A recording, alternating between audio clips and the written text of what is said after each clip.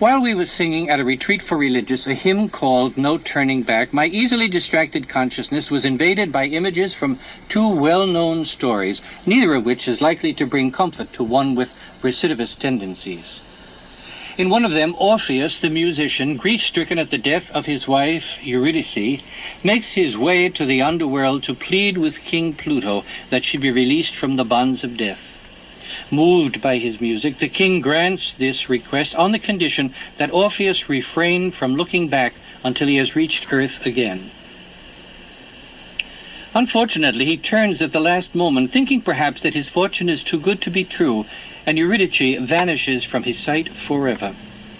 The other story, more familiar to readers of the sacred scriptures, is that of Lot's wife. For some reason, curiosity perhaps, she looks back on Sodom, the fire-engulfed city of sin she has left behind. And as the Bible records, her disobedience leads to her being changed into a pillar of salt. The outcome, which was tragic for her, is instructive for us. For this reader, the underlying significance of her sorry end is that we should reject sin decisively. Though we should rejoice always in the forgiving love of God, there is nothing to be gained by looking back on our sinful past, either anxiously because of scruples or lasciviously because of a wish to relive in memory forbidden pleasures. In a more general sense, we may note that the admonitions of Jesus are clear, unequivocal, and very demanding. He says to those who would be his followers, "Anyone who starts to plow and then keeps looking back is of no use for the kingdom of God." We might learn an important lesson from experienced drivers of automobiles.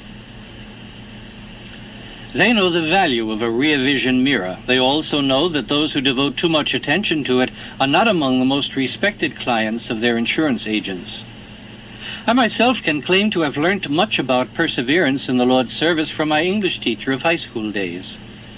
From one of the many poems that the late Brother John Stanislaus Campbell reflected on with his students, I select a few lines which his own life proclaimed and which he held out to us as an ideal. One who never turned his back, but marched breast forward, never doubted clouds would break, never dreamed, though right were worsted, wrong would triumph, held we fall to rise, are baffled to fight better, sleep to wake. Perchance to dream. On the tomb of Martin Luther King is the following inscription taken from Genesis. "And they said to one another, Behold, this dreamer cometh. Come now, therefore, and let us slay him, and we shall see what will become of his dreams." It is an apt tribute to a great man who, in word and work, constantly gave an account of the hope that was in him.